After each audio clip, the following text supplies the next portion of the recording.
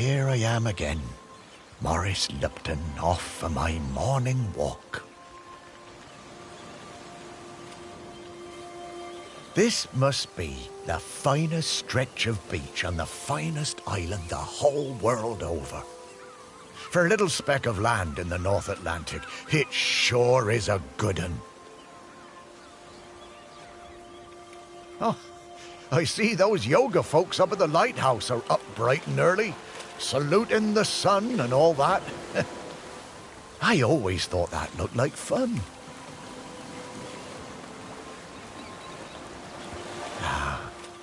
But this walk isn't the same without Sparky.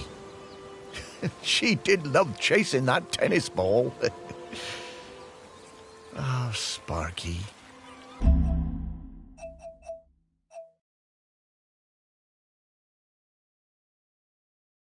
I miss you, girl. The crater's definitely been smoking more than usual lately. That's funny, that, for a dormant volcano. Shelmerston used to be a quiet place. You'd only come here if you liked fishing or bird watching. But since the new ferry service started, we get loads of tourists. But what you gonna do? It's always changing. Yep, Shelmerston's a smashing place. I'm lucky to call it home. The bench.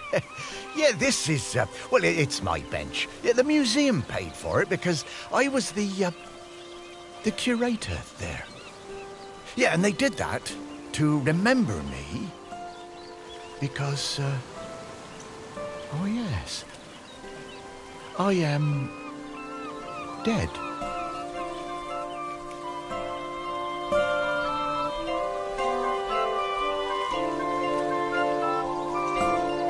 It's been some adjustment, but not all bad. Yeah, I should probably go and check on the museum, actually.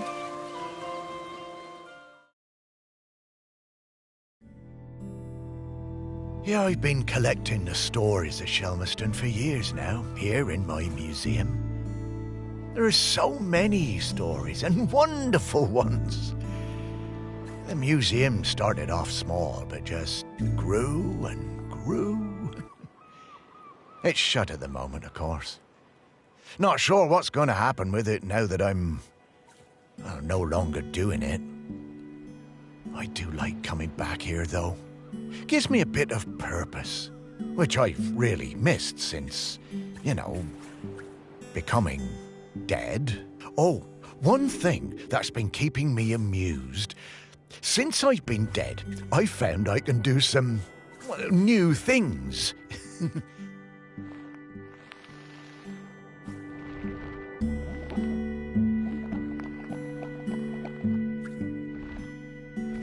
Pretty weird. Yeah, I'm not sure what use it is, but it's been keeping me quite entertained.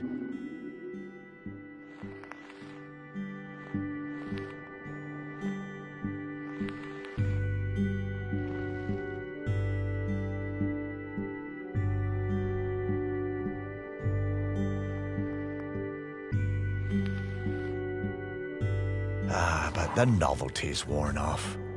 I mean, it's been, well, I don't know how long exactly, but an awful long time since I've had anyone to talk to. Well, anyone who talked back, anyway.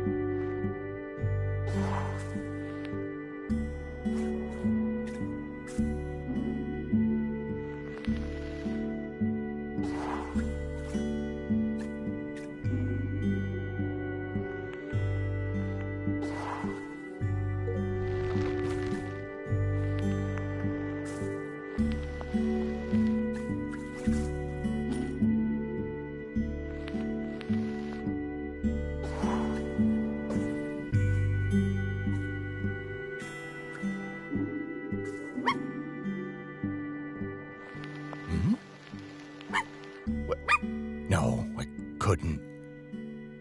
That sounds like Sparky. Is that you?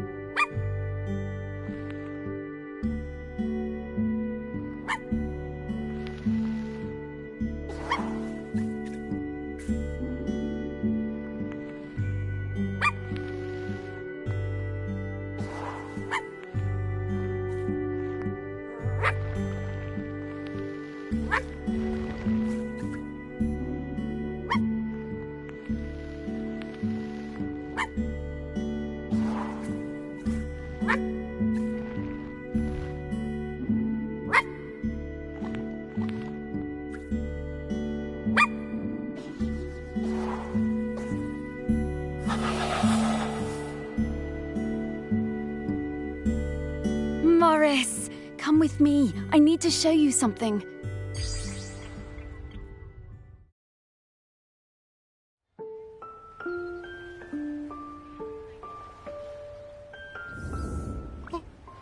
It's Sparky? Morris, you worked it out. You can talk? Well, I could always talk. You just couldn't understand me. And you can hear me? Well, sure. You are talking, aren't you? Oh, Sparky! What is it, Morris? It's been so long. I thought I'd had my last conversation. Oh, I'm so very glad. I'm glad too, Morris. I've been waiting for you. We need to go... Oh, wait. Are you really my Sparky? My Sparky girl? Mostly. The best bits. But listen, I don't know how long before the volcano erupts, but it's not long now. The volcano? Erupting? But it's dormant. No. It has been dormant because of the custodian. But the custodian is weakening and we don't know how much longer they can hold on. The custodian? What are you talking about? Shelmerston is volcanic. It's supposed to erupt every once in a while. The only reason it hasn't is the custodian, keeping the island calm.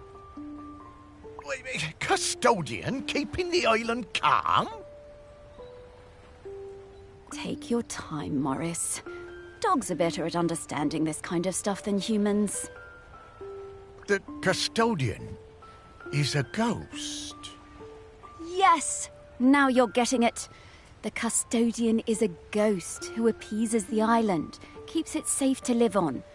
But the current custodian has been doing the job a long time and really needs to retire. Well, and the island needs a new custodian. That's right. It's up to us to find a new one. There are 5 prospects that I know of. 5 ghosts still hanging around the island who haven't gone into the west yet. We need to find them and see if they'll take the job. Well, what if none of the prospects wants it? Oh, if the current custodian fades away and there's nobody to commute... Bad how, Sparky? Volcano bad. You've seen how it's smoking. Well, could I be the custodian? Oh, I wish. But Ghost Code 342B dictates that the custodian must be a ghost who has been dead on this island for at least 1,000 days. And we don't have that long. Ghost Code 342B. Yeah, well, I suppose that makes as much sense as anything else. Right. Let's get going, Morris. Our first prospect is Peter Noach. Oh, yeah, from the yoga centre. Yeah, he died a few years ago, didn't he? Yes, that's the fella. He always had those funny green treats.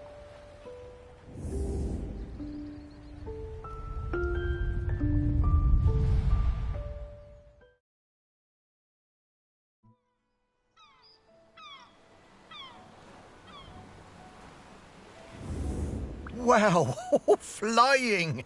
Oh, this feels nice. What? Oh, right. Oh.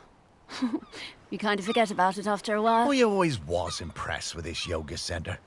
Pete seemed like a chap who went through some tough times, and creating this place really seemed to help him. Yep, and it's still going strong. They're always busy with... Yoga centre run by a robot. How things change. Well, remember that clue I sent you from inside my urn? The tag? Yeah. Right. So that was something special to me while I was alive that helped me channel my ghost. A kind of memento. So we need to channel the ghost of... And how are we going to do that? By looking into the memories of those who loved him best. People with memories of Pete will have little... I suppose that's hardly the strangest thing. Oh, Morris, just you wait. Now, to recap. Find... So people, then memories, then mementos, then Pete.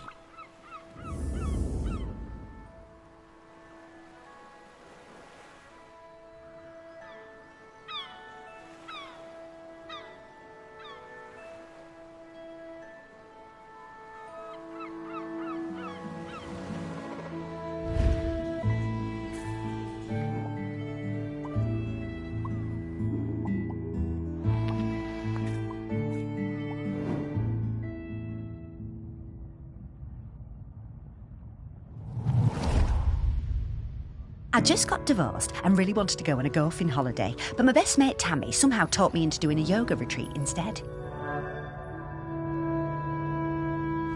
Yoga made me feel weird and uncomfortable. After the first day, I'd basically given up. I thought Pete was a bit angry with me. It was hard to tell. Exploring the lighthouse, I came across Pete's set of clubs. Bingo, I thought. I wondered where I could practice my drive.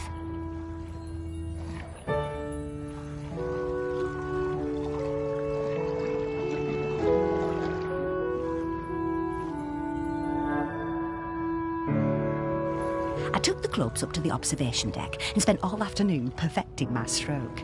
The sun was shining. It was the best time I'd had all week. Suddenly, I was aware of Pete watching me. My heart sank and I braced myself for a telling off.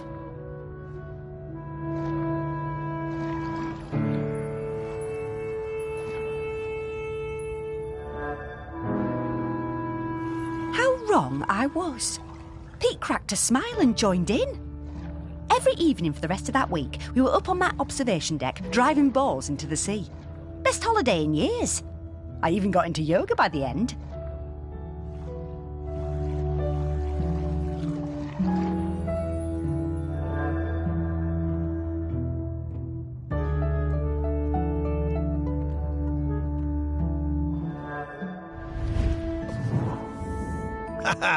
I guess old Pete had a light side after all.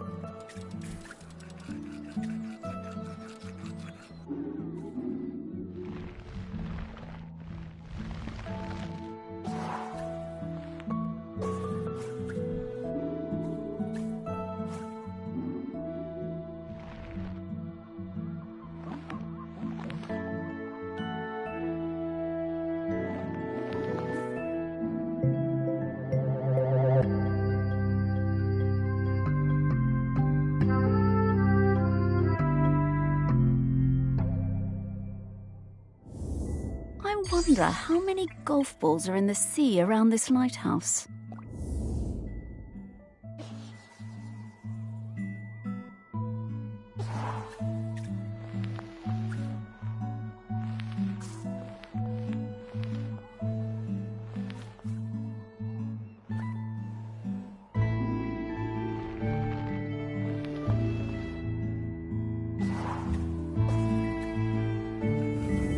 Okay, Let's find some more memories.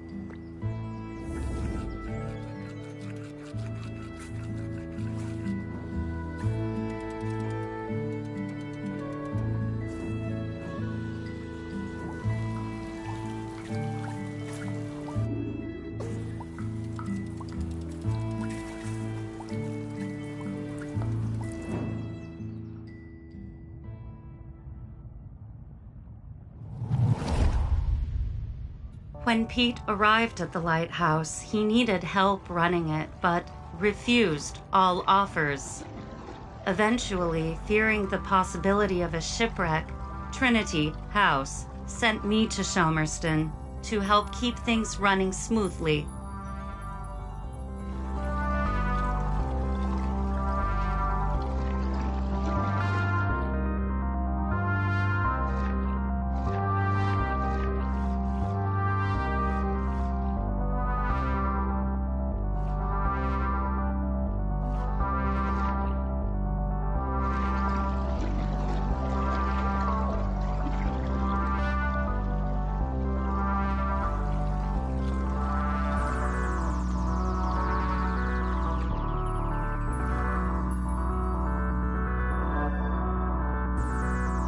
I bought Pete a plant as a welcome present.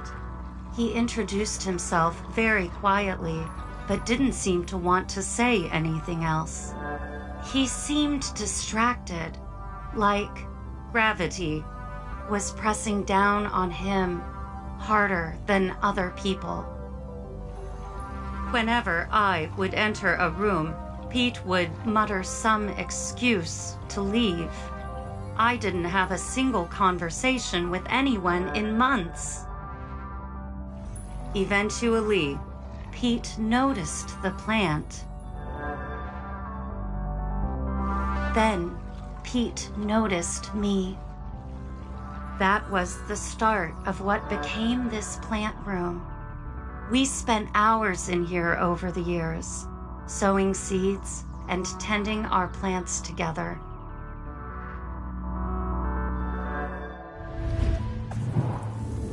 Wow. Robots got complicated, didn't they? Yeah, I didn't realize how important M was to Pete. I suppose everyone needs a friend. Huh, Sparky?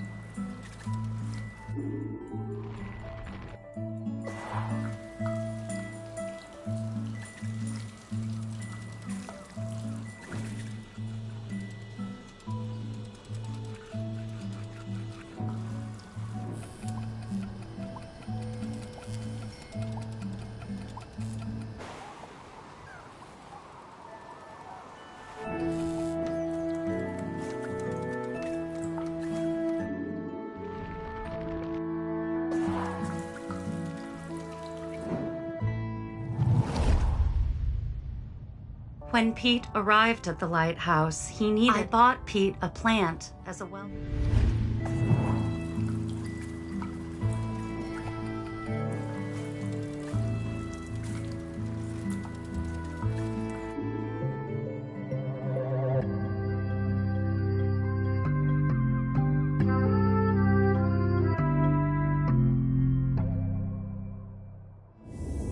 Ugh! Dogs hate all fruit. I'm not going near this, Morris.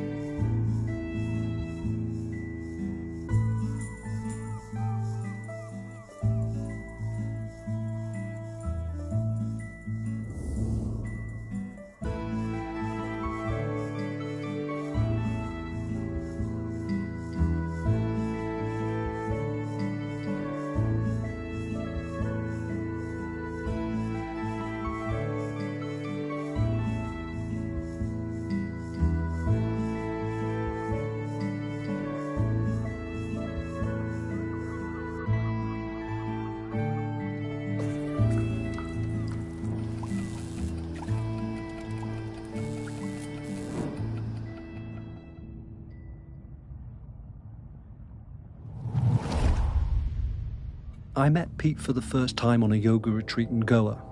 He was the best yoga teacher, but very reserved. I noticed he had some army tattoos. I wanted to ask about them, but he would never talk about himself.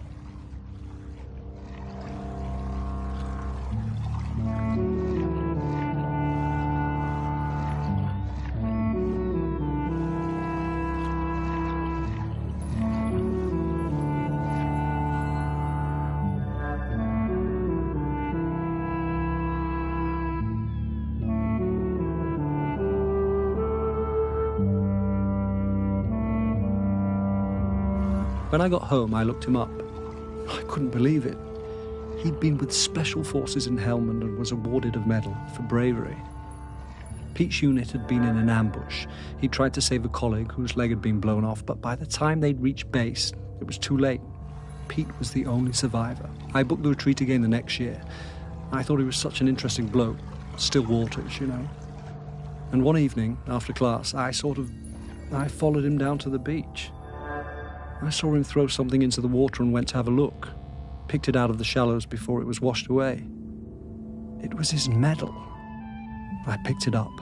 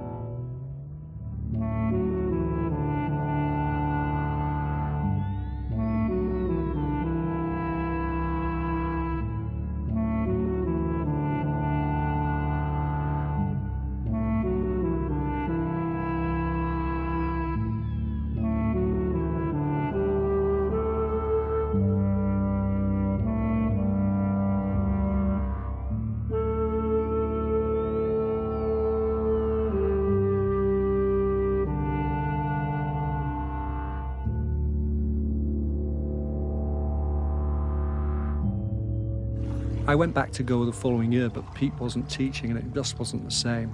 Not as good. Then, a couple of years later, I saw an online ad for his new retreat in a lighthouse. I booked immediately. I took the medal with me. Perhaps he would want it back.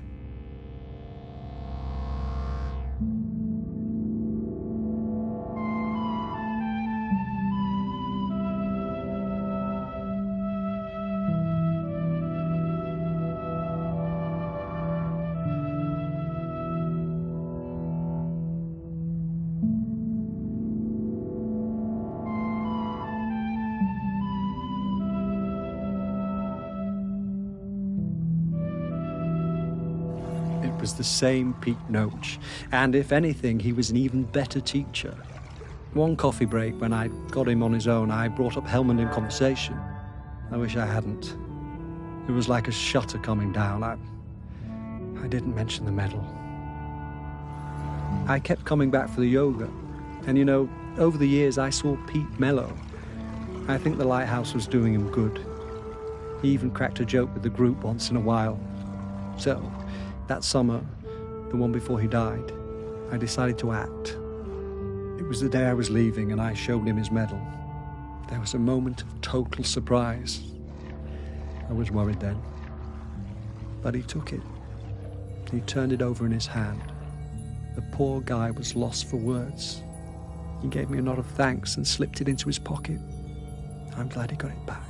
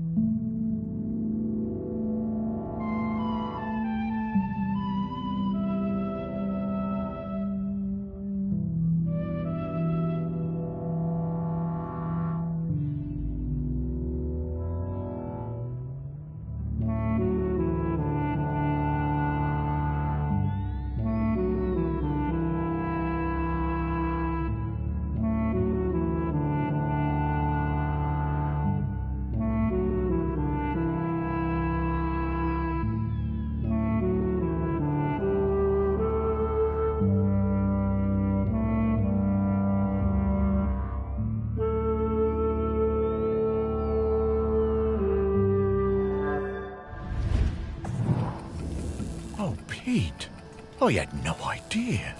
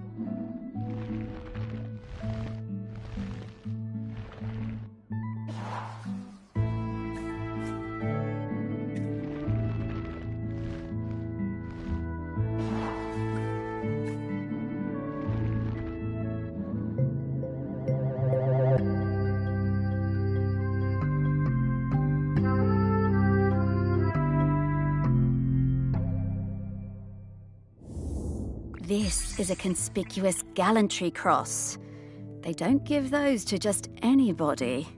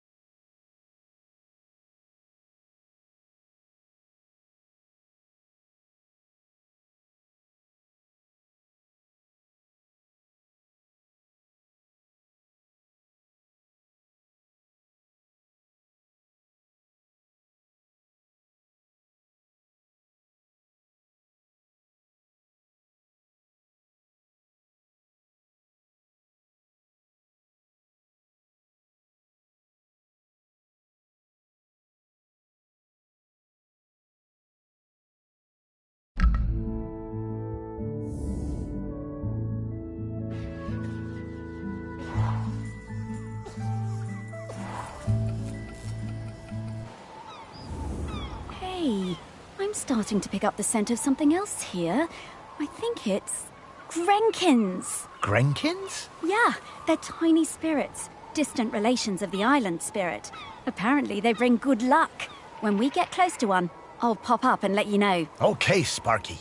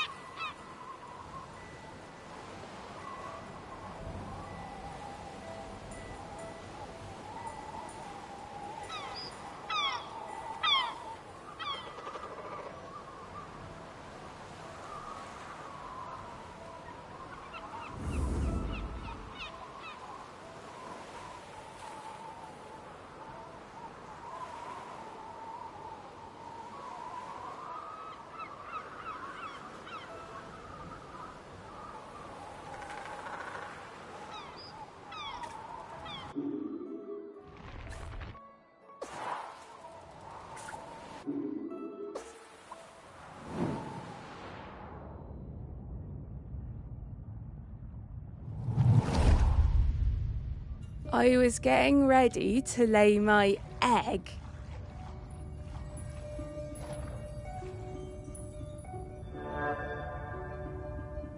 But my nest needed that little something extra. I found the perfect thing.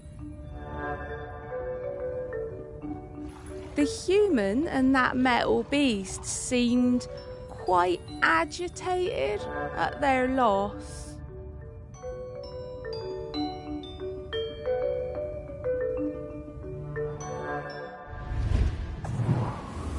I always hated those blooming things.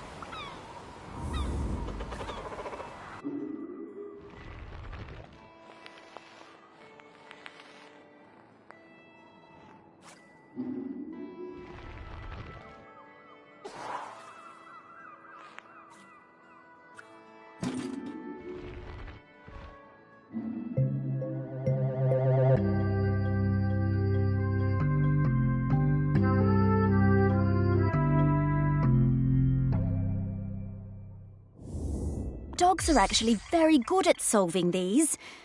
They're just hard for us to turn.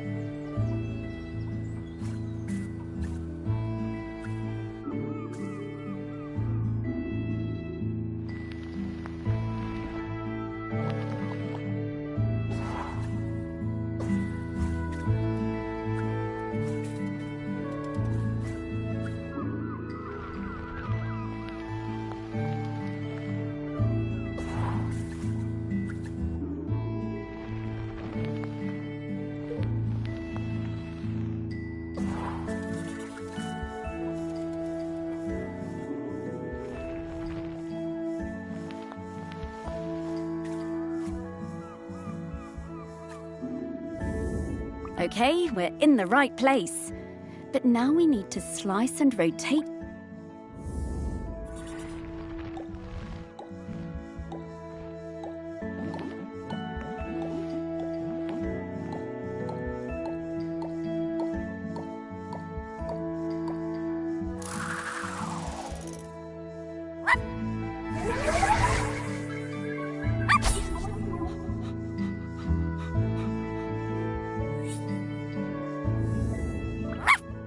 Hello, Grenkin. Good to see you. Morris, these spirits have been on Shelmerston.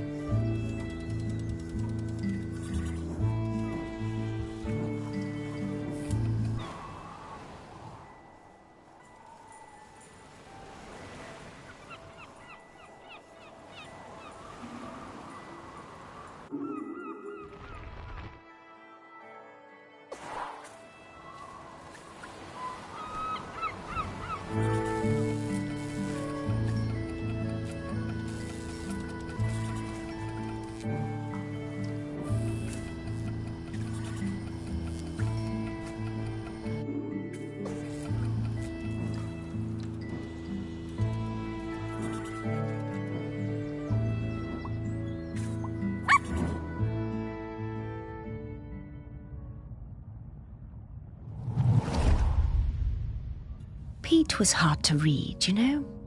Strong, silent type. But you could tell he loved his collection of Buddhas. He said they were like fat little soldiers that kept him safe. To be honest, I thought that was a bit odd. But he was a great teacher.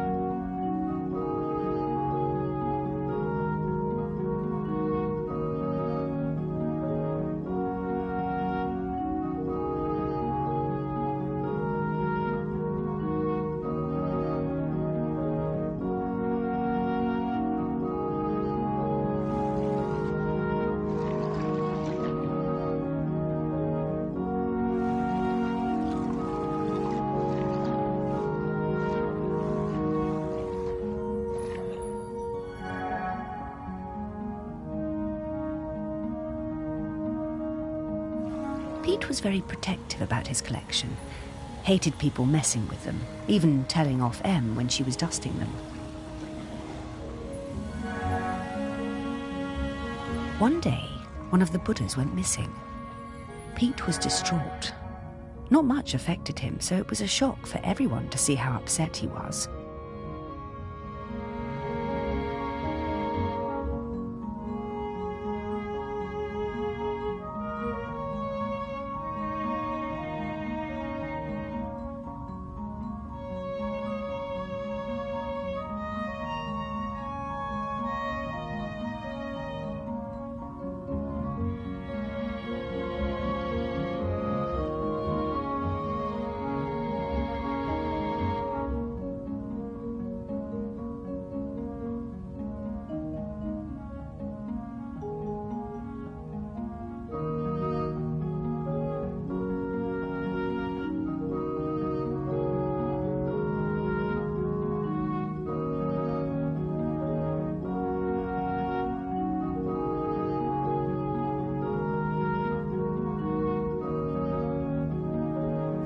All of us at the retreat spent the whole afternoon searching, but we never found it.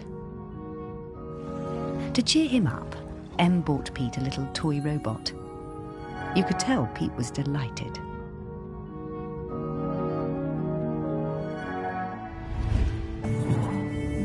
Ah, what a lovely gesture.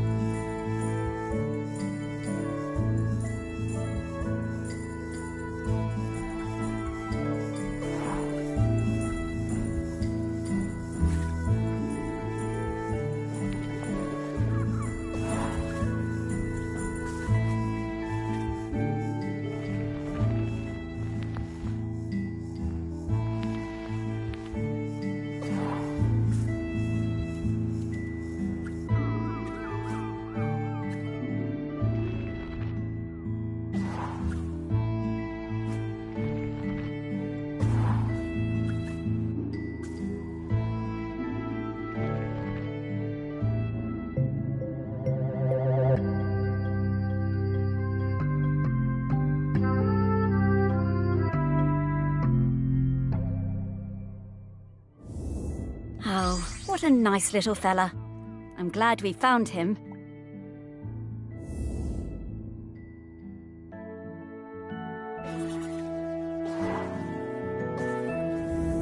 Okay, that's all of the momentum. Wow, I'm getting a really strong scent. Well, All right then. absolutely nothing.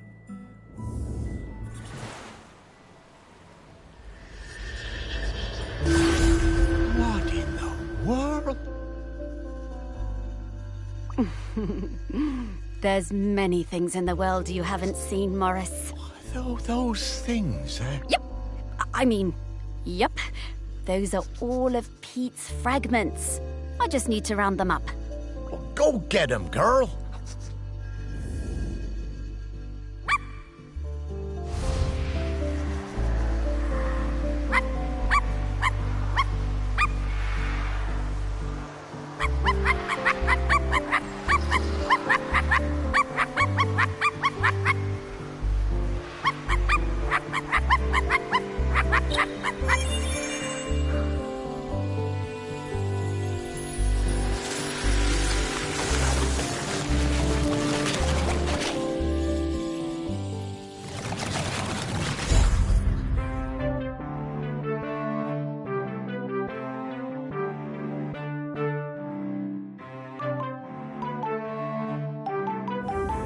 Pete!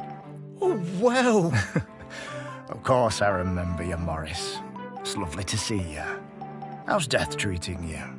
Oh, well, you know, it's a bit jarring, but, well, I'm having a nice enough time. But listen, Pete, we've come to ask you something. Do you know about the custodian?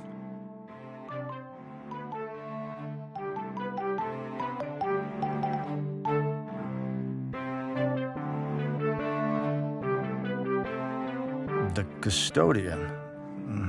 The person who communes with the island, yes? I've noticed... Yes, well, that's the thing.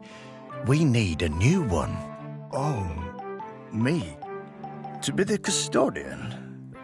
Oh, Morris, I'm flattered, but I don't think I'm the one for this job. I spent my whole life and my whole afterlife. Well, fair enough. Would you want to come with me?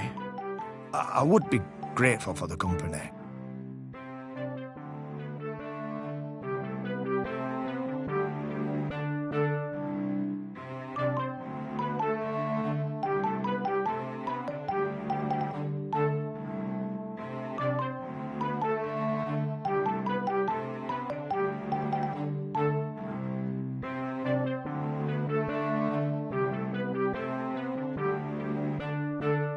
Well, that's kind of you, but I do really need to help find a new custodian.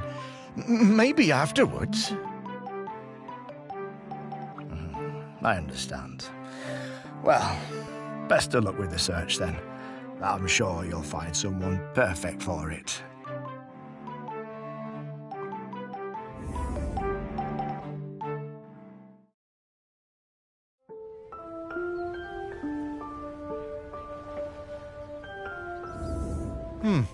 Well, that didn't go well.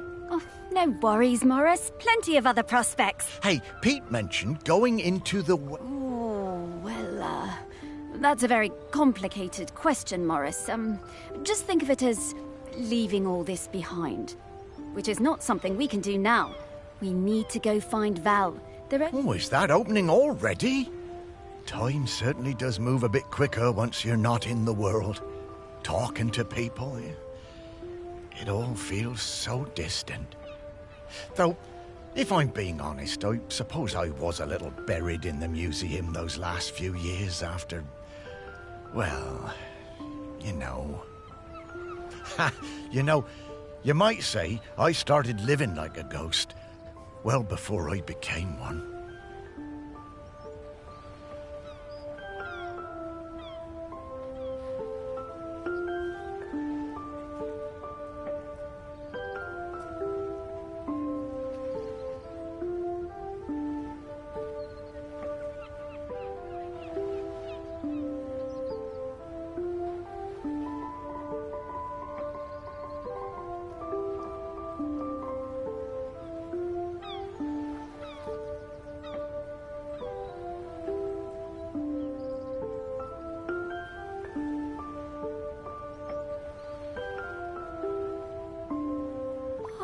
You weren't a ghost, Morris.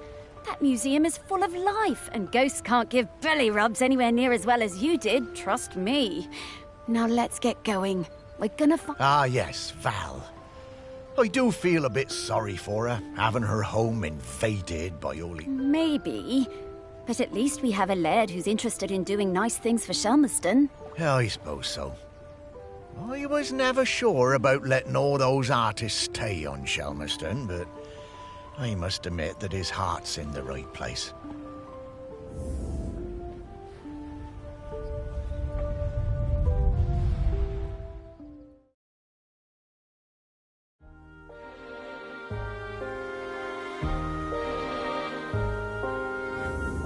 My, how the park has changed. I barely recognise it anymore with all these artists buzzing about. Oh, they're not so bad. So many different and exciting smells. Yes, well, you and I have always valued different things in smells. And now we need to sniff out Val. Just like before, let's find some people with memories of her and track down those mementos.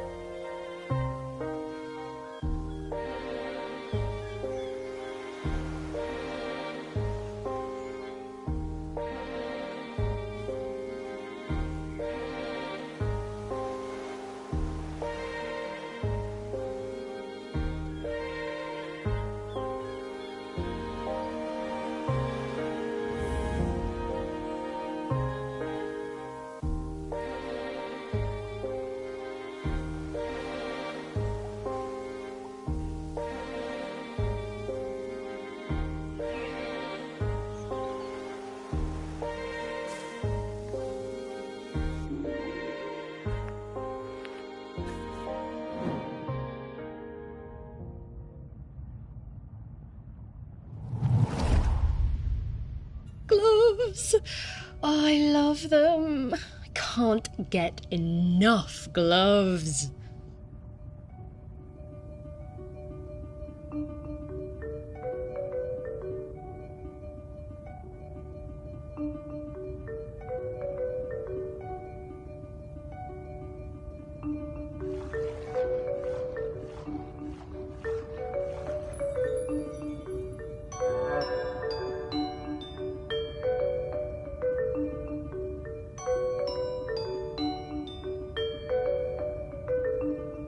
I stole a farmer's glove.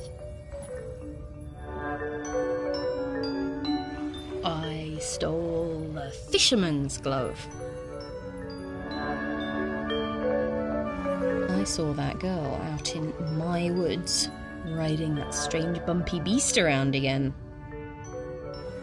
She really seemed to love that awful creature. This was an opportunity I wasn't going to miss.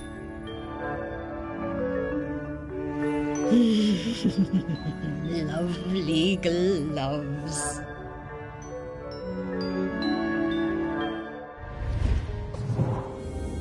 I always did suspect there might be something in those rumours about camels on the island. All that time, and Val never let on. Bless you, Val.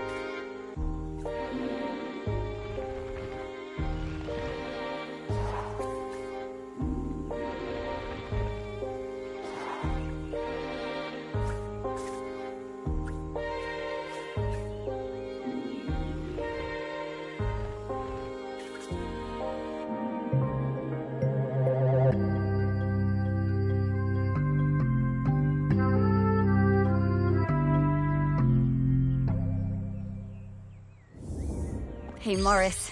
I bet you wish you were alive so you could rub me with this glove.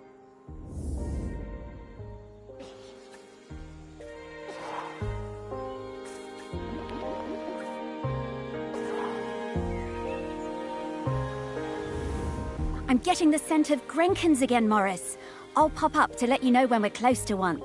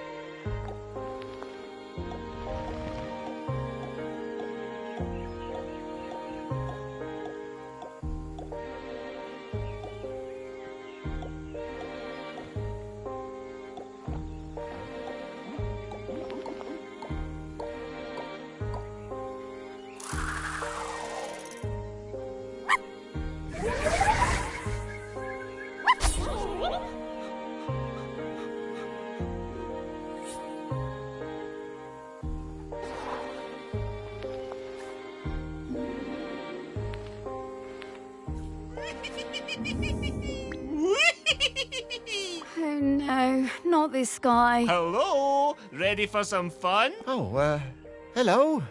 I'm Mr. Whitstable. Welcome to Mr. Whitstable's riddle game. Morris, we don't have time for this.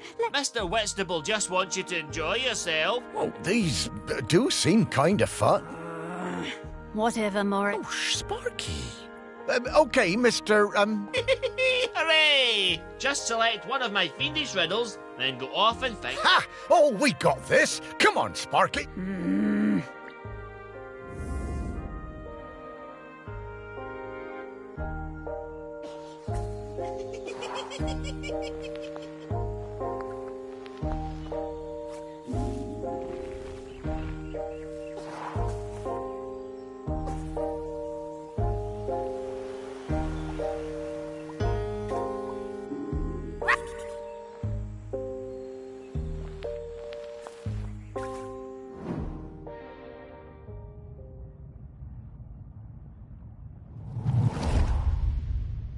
After my wife Penny's death, I struggled to find ways to spend time with my daughter. It had hit us both hard, but, you know, stiff upper lip and all that. I always found it best to keep busy.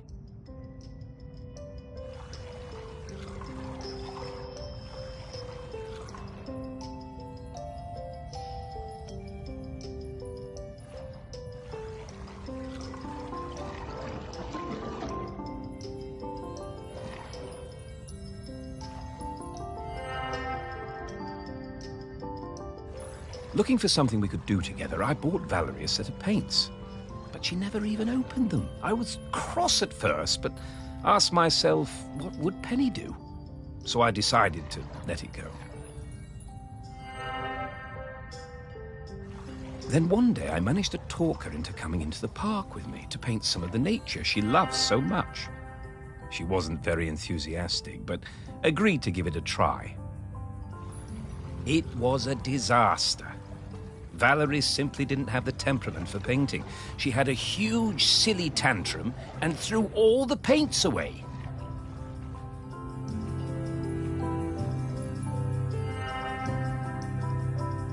I told her I wasn't having this kind of childish behavior, and I told her to stay in her room until she had calmed down.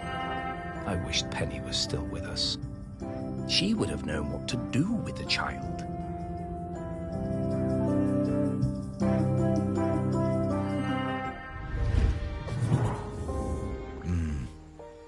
Very hard, that, to lose a parent. Was never going to be easy after her mum died, but he always did seem distracted with his fancy.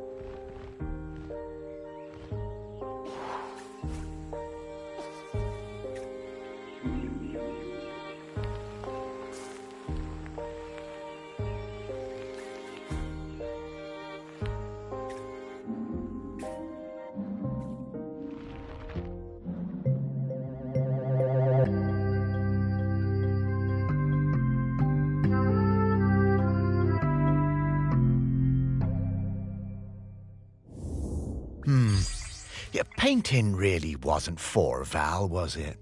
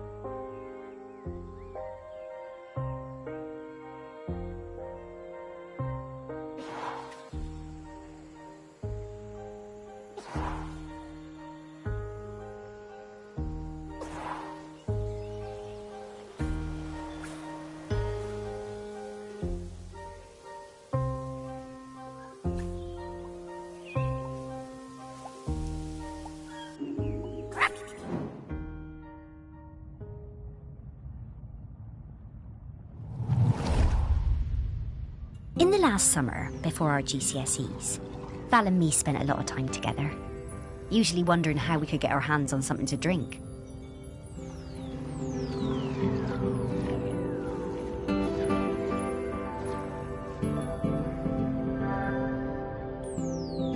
No one on this stupid little island would serve us, though.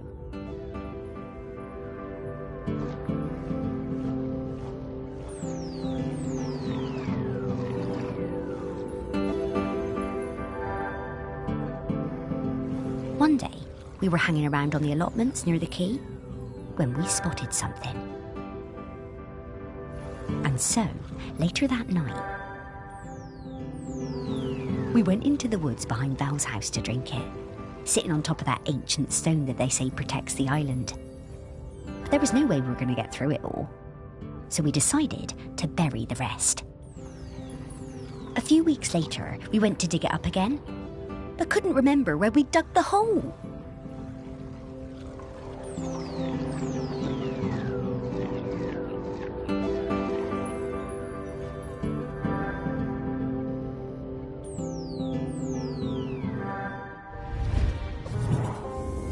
There is so much of our history buried on this island. Stories everywhere, right under your feet.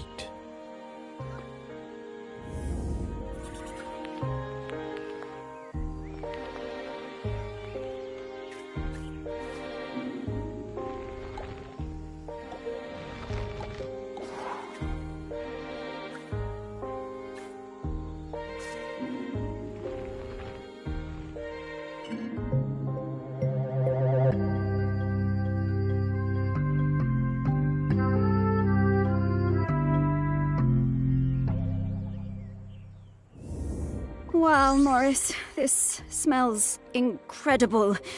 I'm getting scallops, I'm getting peaty bogs, I'm getting roast lamb. Woof!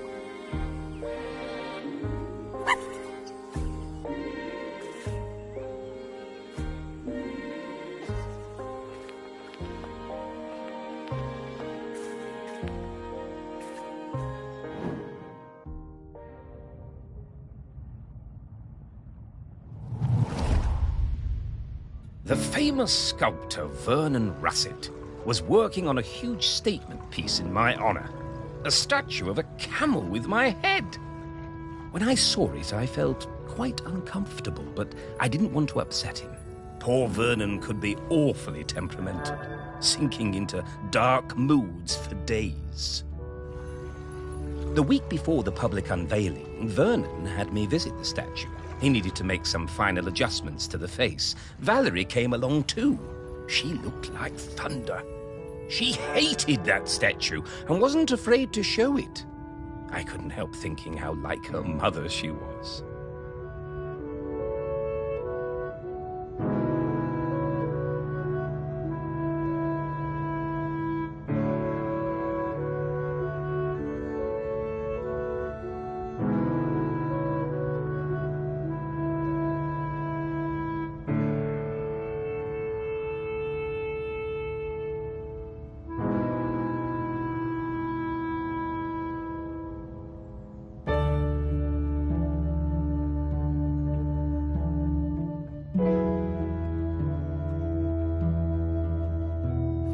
When the statue was revealed, the nose was missing. Fortunately, we all managed to cover our surprise and act like nothing was wrong, so no one was any the wiser.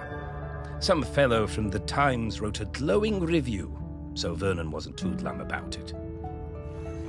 I'm pretty sure I know what happened to that nose. Aha, the old Outram spirit. Good for you, Valerie. Your mother would have been proud of you.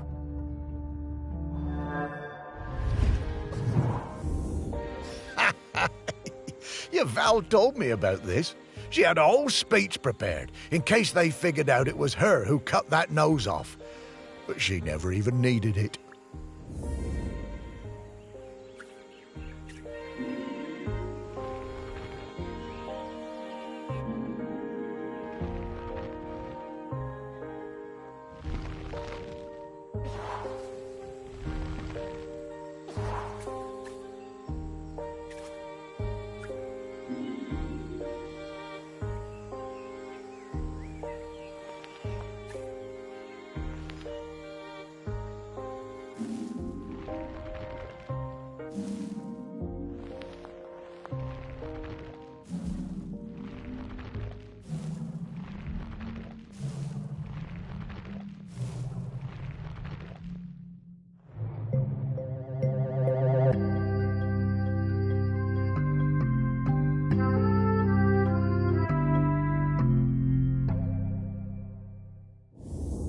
Oh, this thing looks heavy. I'm surprised Val was able to even lift it.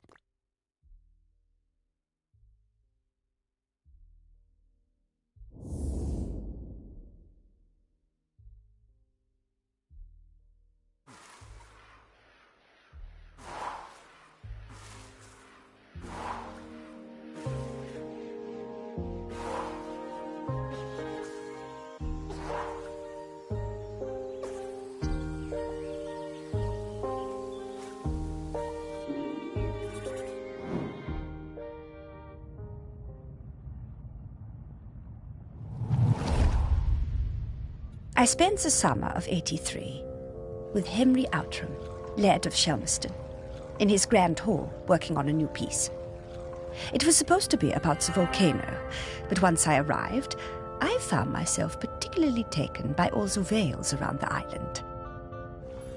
Henry was a delightful host, always excited to have us bright young artists around, and always ready with a charming question or a fortifying glass of something. His daughter, I think her name was Mallory or Valerie or something, was usually outside roaming the grounds. Henry said she was discovering herself and learning self-reliance through independent play. She seemed feral to me. One day, I came across the perfect finishing touch to my sculptural masterpiece, but it turned out to belong to the wretched child. I tried to explain to her why I needed it, but she snatched it away and walked off. I went to Henry, thinking he could make her give me the boat. But to my astonishment, Henry told me it was up to her if she wanted to give it to me. Henry called his daughter and we all talked about it. When Henry suggested that maybe I could buy the boat, her little eyes lit up. It cost me £200 for that little wooden boat, but it was worth it.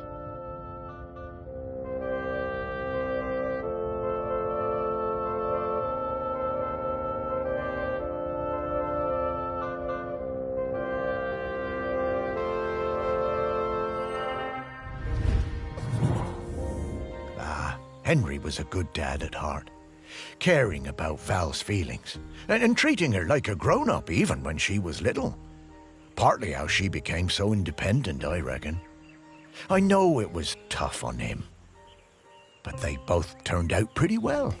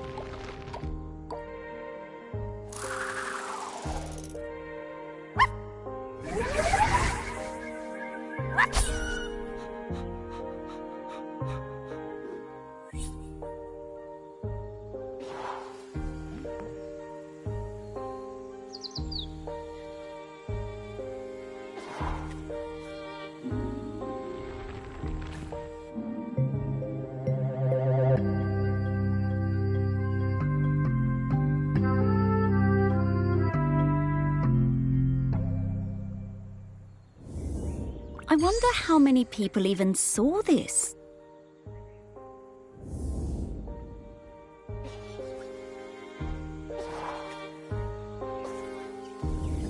Oh, we did it! Oh, yes! I know what Val smells like now. Her signal is wafting through.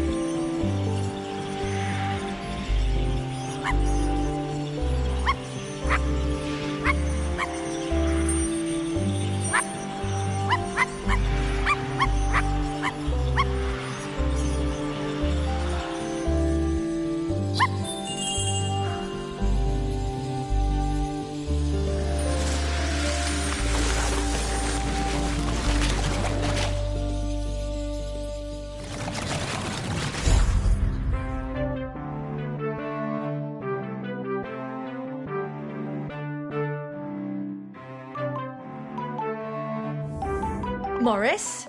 Morris Lopton? Is that really you? And Sparky? Val! Oh, it's so good to see you again. You too. You're looking very,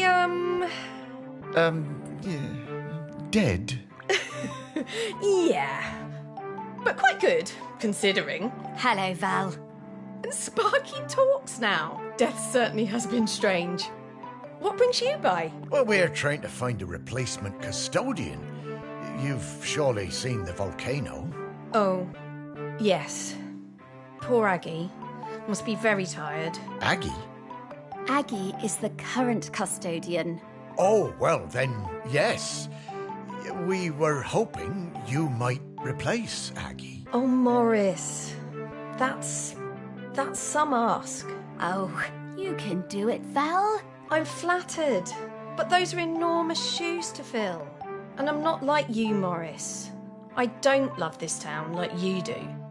And, if I'm being honest, I can't abide all those arty types and mainlanders tromping around. I can't speak for them. This job isn't for me. Oh, well, I'm sorry to hear that, Val. But, well, I understand. Thank you. It's been so... You too, Val. Sparky, I'd love to spend some more time chatting. Oh, I'm sorry, Morris. We really need to keep this search up. That volcano is looking dire. Come back later, Morris. I'll be here.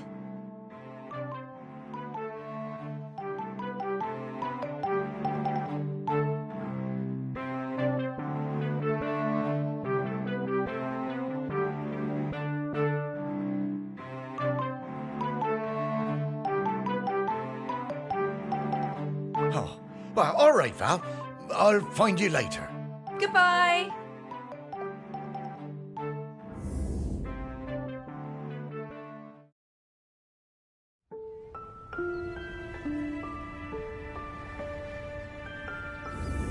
Oh, slow down, Sparky.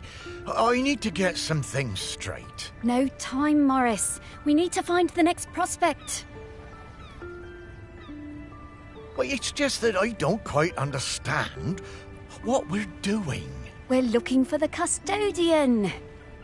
Well, I get that bit, Sparky, but what does the custodian have to do exactly? Oh, well, it's hard to explain with your human words, but, the custodian kind of mingles with the island, becomes a part of it. A part of the rock, the volcano? Yes, the rock, and the sea, and the animals and plants. The custodian becomes a part of all of these things. It becomes part of the island spirit.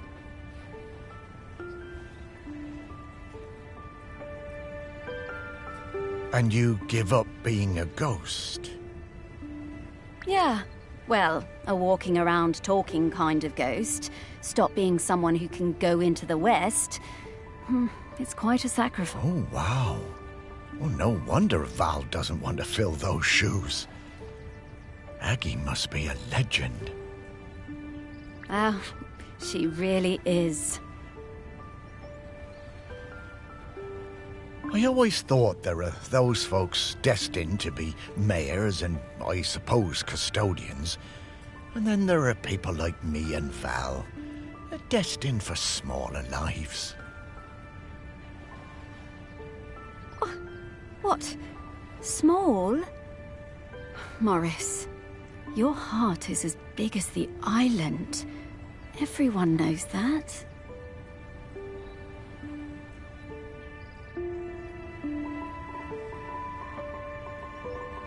Yeah, I suppose I'm more like one of those island oddities in the museum. Yeah, and they were always the visitors' favourites. Now, we need to move on. Next up is Ogden Beckett, in the Old Town.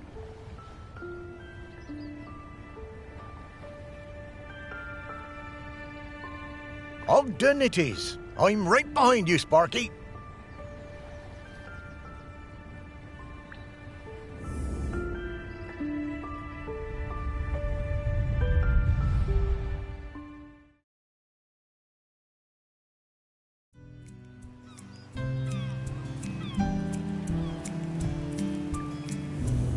So, Ogden next, eh? I'll be glad to see him again.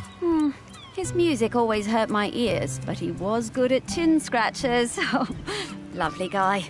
Oh, look, the ferry's coming in.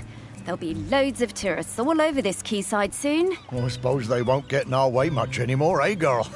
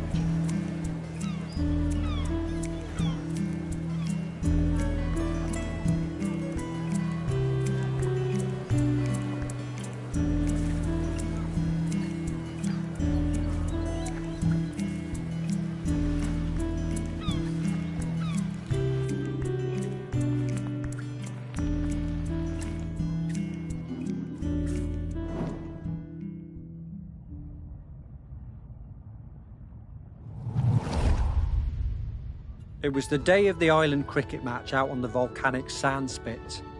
We had lost to Appledore for the past 3 years, and it was my first year as captain. I didn't want another loss on my watch. Ogden had just come back from New Zealand and told me he'd be up for it. I wasn't sure. I remembered Ogden from school. He was lanky and good in the field, but batting... not sure.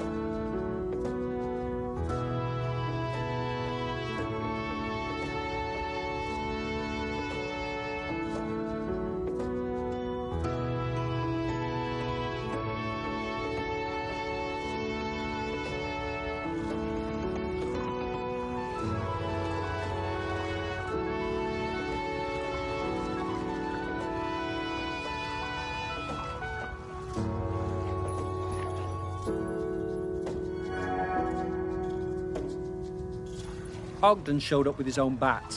He told me he'd won it in a pub in Dunedin and that it had belonged to a famous New Zealand player. I wondered whether I should put him into bat at all, but Ogden whispered to me that he'd been playing on deck all the way home. I knew Ogden wasn't a bluffer, but he was never the guy who got picked for the first team at school. Still, I had nothing to lose. Ogden hit a 6 with his first stroke. We went wild! And just when I thought it must be a fluke, he hit another, and another. He was a machine!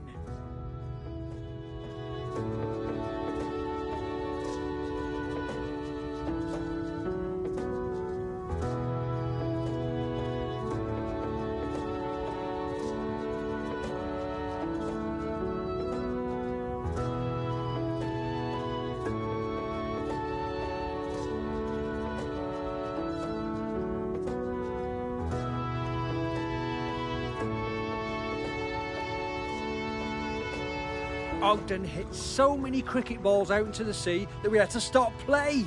We'd run out. It was a stunning win, and we carried Ogden back across the sand and into the Camel.